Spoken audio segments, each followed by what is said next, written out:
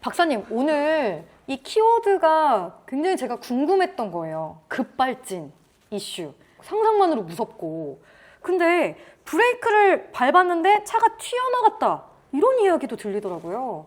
이거는 박사님, 이게 말이 되나요? 발생 가능성이 있습니다. 브레이크를 밟았다고 나는 확실히 믿는데 그게 브레이크가 아니었을 수도 있다는 얘기를 오늘 하려고 하는 겁니다.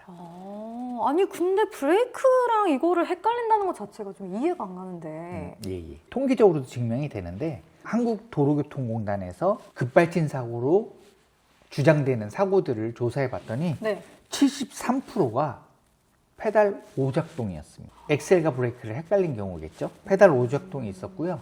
나머지 27%도 사실은 그 페달 오작동인지 아닌지를 판단할 수 없었거나 그 다른 기기의 오작동이었다고 생각하기 때문에 차량 급발진이 있었다라고 하는 사례는 극히 드문 사례로 남아 있습니다. 그러면 급발진이라고 정확하게 판명이 난 경우가 많이 드물군요. 네네. 근데 급발진을 주장했던 운전자들 입장에서는 뭔가 좀 억울할 것 같아요. 아니 내가 페달 오조작이라니 이건 급발진이다. 차가 이상하다.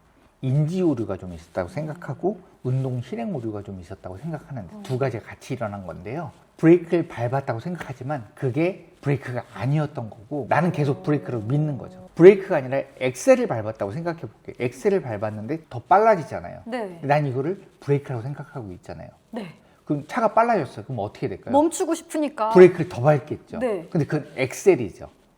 그럼 엑셀이 더 빨라지죠. 빠르게. 그럼 결국은 풀 엑셀을 밟고 와. 자기는 브레이크를 최대로 잡았다고 생각하는 그런 인지 오류들이 발생을 합니다. 좁은 공간에서 운전을 한다던가 아니면 돌발 장애물이 있다, 깜짝 놀라는 상황이 온다던가 고령 운전자라면 오조작이 발생할 수 있을 것으로 판단이 됩니다. 오조작 가속 증폭 구조라는 게 있는데요. 말씀드린 대로 내가 처음에 오조작을 했어요.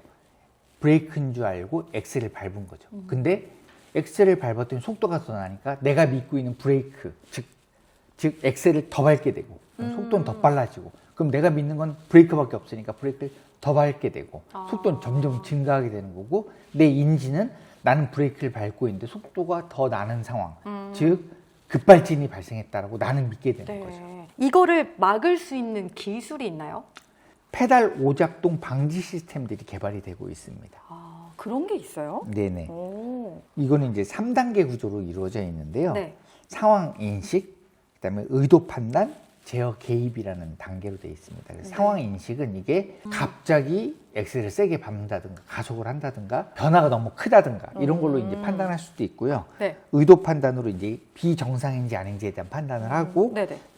제어 개입은 이제 지금 밟고 있는 엑셀을 이제 취소하고 그 엑셀을 안 밟은 걸로 변환한다든지 이렇게 해줄 수 있는 제어 개입까지 단계가 가고 있습니다. 그러면 사람이 좀 실수하더라도 이 차 입장에서 이러한 상황을 좀 보고 이거 지금 상황 이상하다. 이렇게 먼저 좀 판단도 해주고 안전하게 해주는 장치네요. 그렇죠. 이미 개발돼서 실용화되고 있는 기술도 있는데요. 네.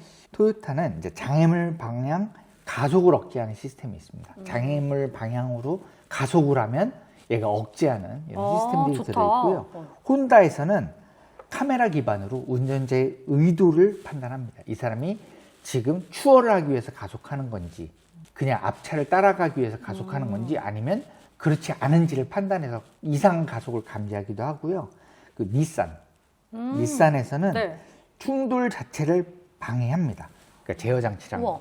결합해서 충돌을 안 할 수 있도록 해주는 장치들이 개발이 되고 있습니다. 물론 아직까지 완벽한 기술들인지는 의문이 있지만 이런 오작동, 페달 오작동을 막기 위한 어떤 기술들이 개발이 되고 있습니다. 이런 기술들이 있으면 우리가 이런 오조작이나 아니면 급발진 이런 사고를 없앨 수 있는 거잖아요.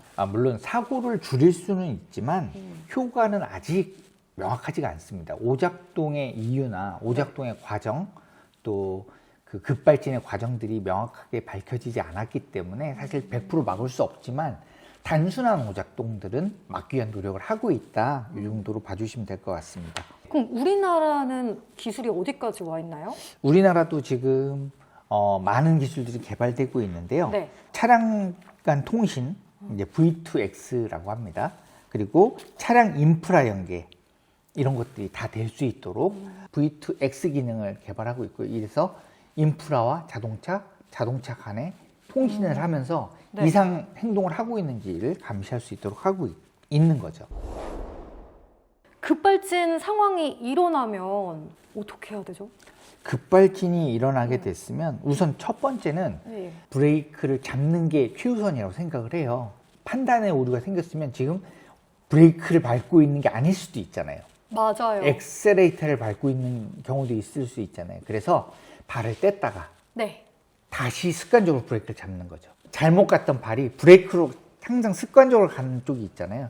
이쪽으로 갈 수가 있고요. 또 뭐 왼발을 이용하는 경우도 있어요. 왼발은 뭐냐면 왼발로는 오른쪽에 엑셀레이터를 밟을 수가 없어요. 거리도 멀고 엑셀보다 브레이크가 튀어나와 있기 때문에 발이 걸리게 돼 있어요. 엑셀에 닿기가 어려워요.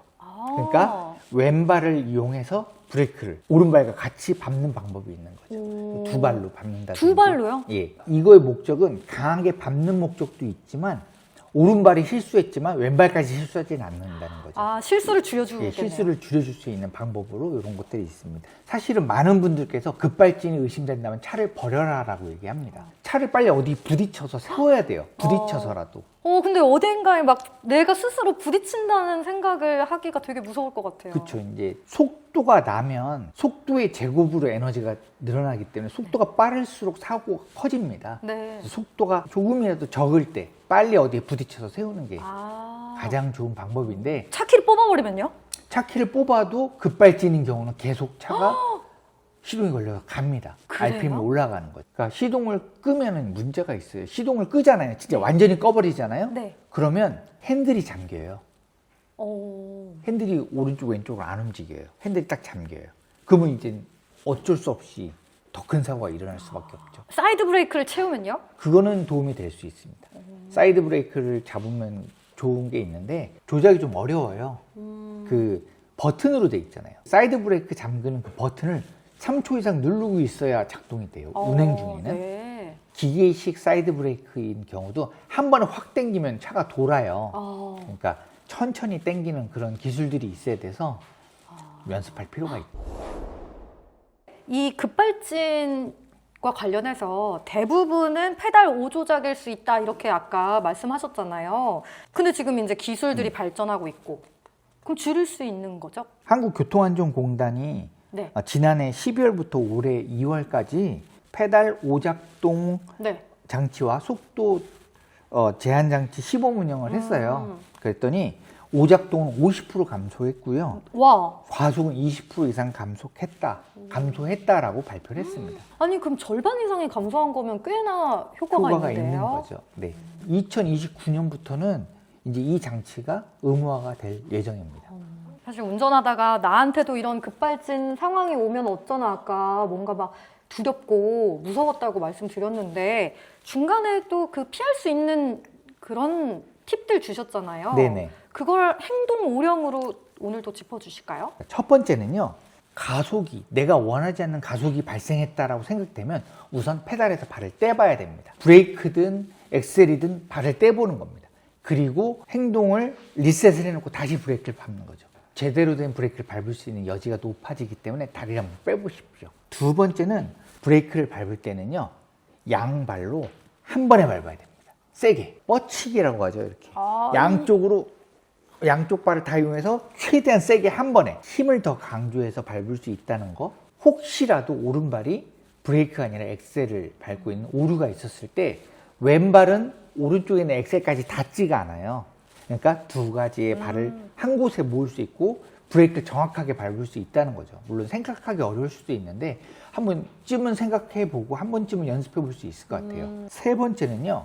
가속이 시작된다고 생각하면 즉시 빨리 도로 시설물이나 차에 부딪혀서 속도가 올라가는 걸 막아야 됩니다. 급가속이 발생했다 그러면 사실 차를 버려야 된다는 얘기들이 많이 나오고 있습니다. 생명보다 차가 중요한 건 아니잖아요. 맞아요. 내가 있고 차가 있는 거잖아요. 그런 생각까지 갖고 있지 않으면 생명을 보호할 수 없다는 걸 좀 알아야 되고요. 네. 네 번째는 차량 안전 보조 시스템을 사용해야 되는데 그게 이제 인간의 오류들 이런 거를 막아줄 수 있을 거라고 생각합니다. 네. 예, 다섯 번째, 마지막 다섯 번째인데요. 네. EPB라는 EPB라는 네. 단추가 있어요. 이 단추를 눌러서 사이드 브레이크를 잡는 방법이 있어요. 한 번 누른다고 되는 건 아니고요.